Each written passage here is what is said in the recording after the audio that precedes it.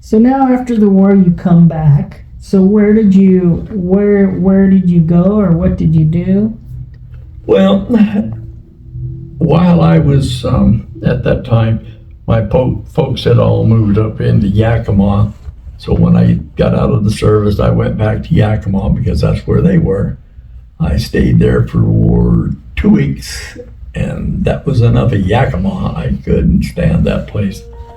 So back to Milton Freewater, back to where I at least knew some people, and I knew the country, and I felt more at home in Freewater than I did any place else. So I rented a room and set out finding a job. I worked at a little place called Morrison Supply, making hydraulic hoses for a short period of time. But hydraulic hoses don't have engines, and my forte was engines. So it wasn't long, and I found an opportunity to go to a place, Logan Chevrolet, and I went to work there in the service department.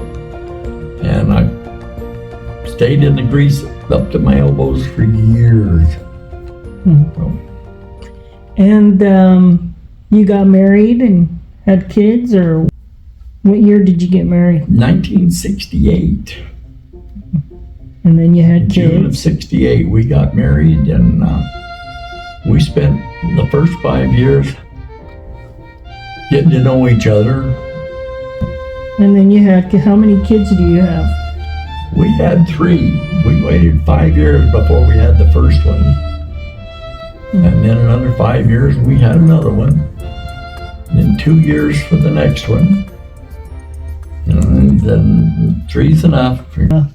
What was the hardest years for you? And the second one is, what were the most happy and memorable? Oh, well, like with any young couple trying to get started out in married life,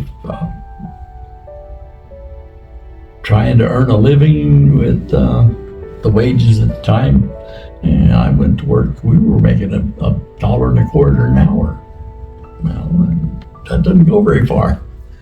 But the better years, you get up until the point where when my boys started becoming teenagers and stuff, or, well, not even then, even earlier. My eldest, when we used to ride a motorcycle, he was not old enough to go to school, but he loved to ride on the gas tank on the motorcycle. And we would ride, what is now the Upper 9 at the golf course up by the water tower. That was a motorcycle course back then, unsanctioned, of course. So, yeah, there was a lot of that type of enjoyment, a lot of hiking the river and fishing and that type of stuff.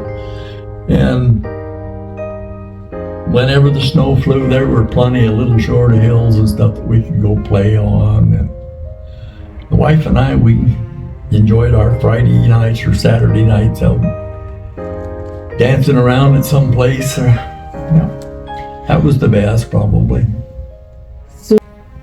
Okay, so then let's go to Milton Freewater.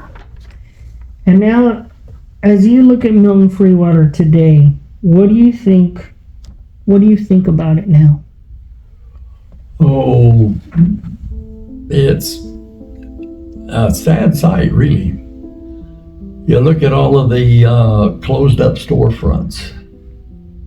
Growing up here, there was something going on in each and every one of those. There wasn't anything closed up. It was always busy. There was always something going. You had you want an item? I mean, we had a Montgomery Wards. We had a J.C. Penney's. We had restaurants all over. We had service stations that actually checked the oil in your car. Yeah, it was busier. We had a railway that ran through the middle of town. On the south end, especially, the people had to deal with having a train coming right up the middle of Main Street.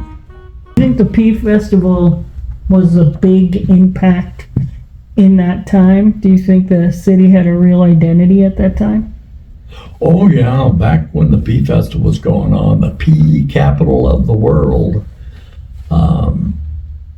It was really a different era. It was, looking back on it with hindsight, yeah, it was a nicer time. I mean, you didn't lock up anything here.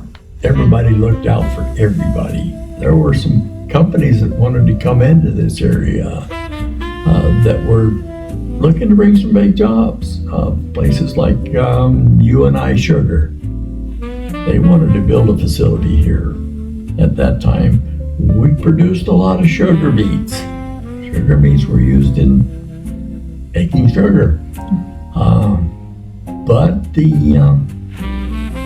higher ups, and not so much. They didn't want that. They would rather not have it. So we didn't get it. So obviously the identity starts to go away once the packaging companies go away. The pea industry starts to slow down. So now let's move up to the I think it was the 70s and 80s. You could correct me on that. So the frogs. They tried to rebuild the identity of the frogs. What are your thoughts on that? That was a lopsided thing, kind of. They were grasping for straws, trying to come up with some sort of an identity that would stick. The frogs kind of, there was a little bit of a rivalry between Walla Walla and Clearwater. It lighthearted. Nobody was really upset about anything, but on this side, we referred to Walla Walla as Wally World, and Turnabout is Fair Play. They referred to Milton Freewater as Muddy Frog Water. So, what do you think is lacking now in Milton Freewater? What do you think? How could the city improve if any advice you could give? We need to work on our identity as to who we are, what we are, and we need to export ourselves. We need to come up with a way of putting something out to bring money, for number one, back into the economy. So we need to come up with something to bring outside income in. If we could get our tourists something to bring people here, a reason for them to stop, not just drive by, but we need a reason for people, this to be the destination, not just a point on the map that they went through.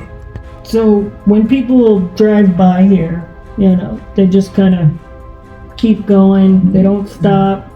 Most of it, you come down off the hill and come through town, and this is dried up and gone. What advice would you give to the next generation growing up here? Open your mind. We need to think about other things, bigger things. Not necessarily skyscrapers, but who are we? How did we get here? Where did we come from? Let's, there's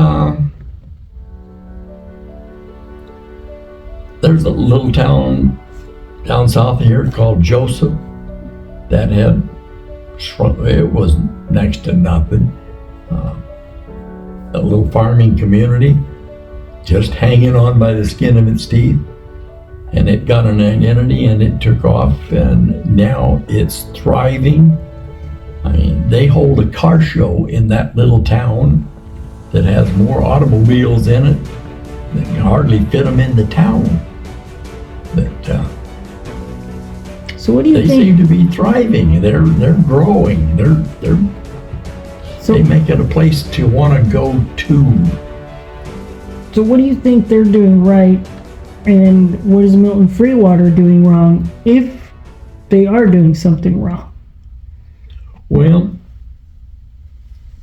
Milton Freewater isn't per se doing something wrong. It's they're not doing anything. These other little places, they're waving the flag. Hey, look at us. We've got, we did this. We were here. We built this. We make that, whatever. So what do you want to be remembered by? What would be your legacy? What would you leave others?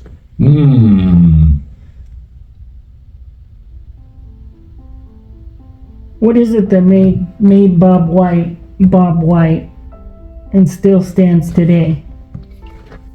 Oh, heavens.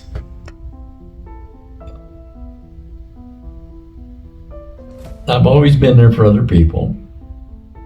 Service has been part of my lifeblood, I guess. I've always been in one service or another. My employment was individual service to people. I serviced automobiles, which put me on a one-to-one with the owners and operators. And from that, I went to HVAC, which again was one-on-one with the people. And 35 years, I was a member of the fire department.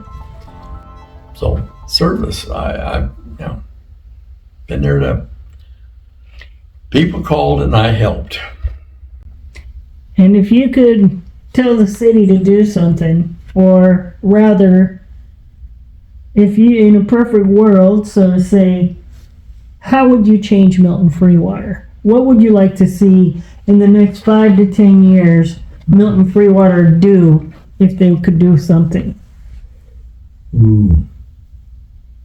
For one, we need to raise our own flag. Hey, we're here. We haven't gone away.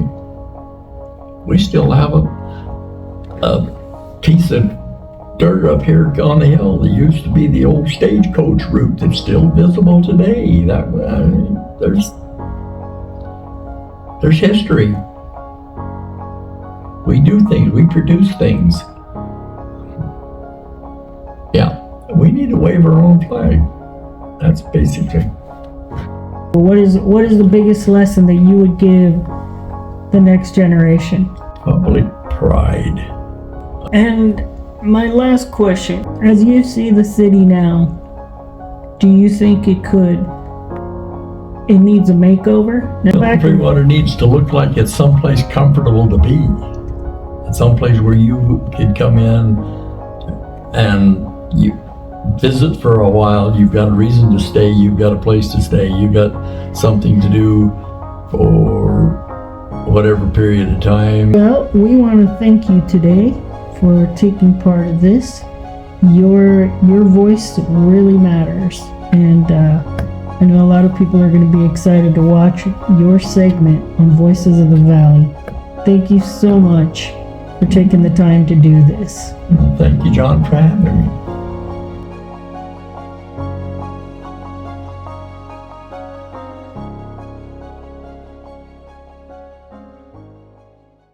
In the quiet winds of the Blue Mountains, live the stories of the people who shape this valley. Stories we listen to, stories we carry, and stories we're finally ready to tell, from voices on the ground to echoes across the Blue Mountain region. Here in this valley, our stories will finally be shared.